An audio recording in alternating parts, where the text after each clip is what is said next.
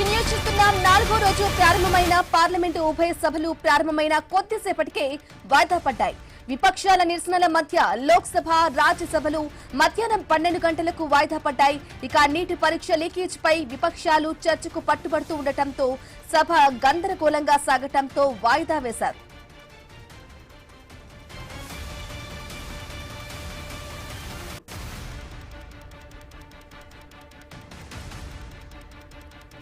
రైట్గా breaking news చూస్తున్నాం. 4వ రోజు ప్రారంభమైన పార్లమెంటు ఉభయ సభలు ప్రారంభమైన కొద్దిసేపటికే వాయిదా పడుతూ ఉన్నాయి. విపక్షాల నిరసనల మధ్య లోక్సభ, రాజ్యసభలు మధ్యాహ్నం 12 గంటలకు వాయిదా పడ్డాయి.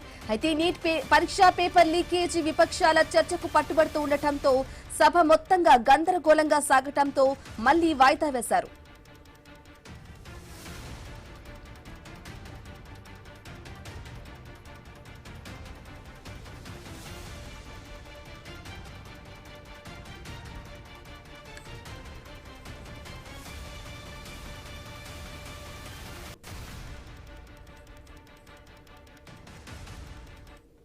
पापा मैं डिजाइनर बनना चाह रहा हूँ और पापा कह रहे हैं कोई बात नहीं बेटा, फिक्र मत करो, मैंने तेरी सेटिंग करके इंजीनियरिंग कॉलेज में एडमिशन करा दिया है।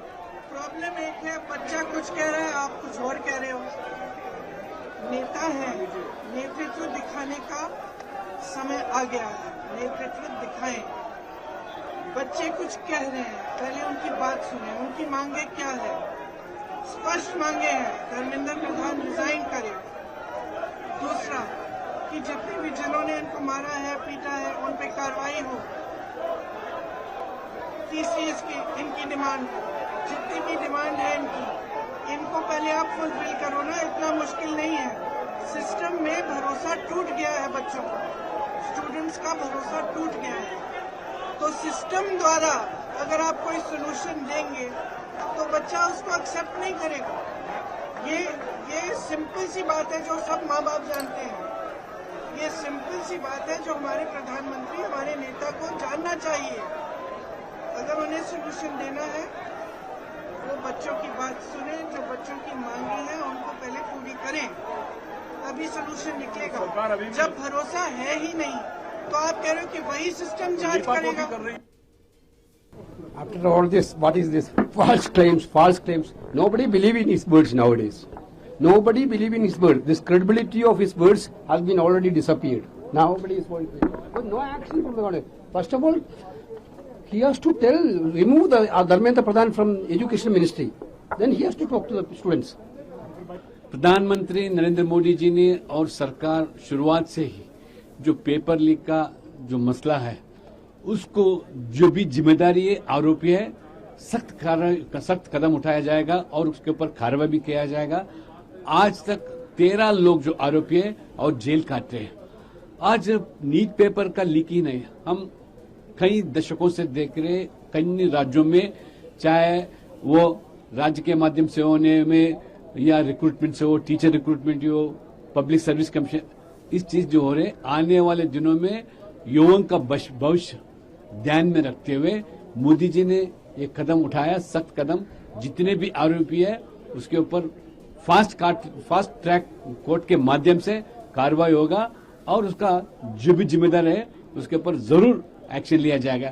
फिर भी हमारे कांग्रेस नेता और कांग्रेस विपक्ष जो नहीं मानते कि हम चर्चा के लिए भी तैयार है सदन में, मगर आप चाहते हैं सदन नहीं, हम सड़क की आंदोलन करेंगे सदन में। ये लोग देख रहे, लोग जान रहे, इस तरह राजनीति करना, युवाओं को भविष्य को लेकर राजनीति करना ठीक नहीं है। आओ सदन में आओ, चर्चा करो, सरकार के माध्यम से इसका जरूर सवाल जो भी है उसका समाधान देने के लिए सरकार तैयार है। जो आज प्राइम मिनिस्टर का बयान हुआ है, ये इंस्टिगेटिव बयान है, ये और लेना जो है एजुकेशन मिनिस्टर का इस्तीफा होना चाहिए। चर्चा करने के लिए चर्चा से चर्चा सब पार्टी ने ये मांग किया है कि नीट पे चर्चा होना चाहिए। आज में पूरा एनडीए पार्टी की ओर से भी फिर से मांग किया है कि नीट पे चर्चा होना चाहिए। मुझे युवाओं के साथ है। सरकार युवाओं की भावना को समझती है। अपने देश के युवाओं के भविष्य को लेकर के सकारात्मक रूप से चिंतित भी है और उनके भविष्य से जुड़े हुए हर विषय पर सकारात्मक रूप से पहल करने के लिए तैयार भी है।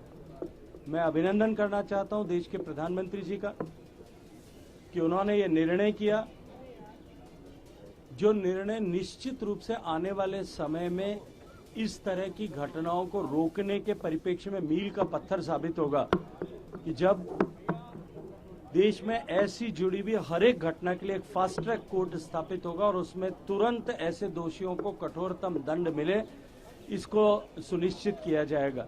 मैं प्रधानमंत्री जी के इस निर्णय का स्वागत करते हुए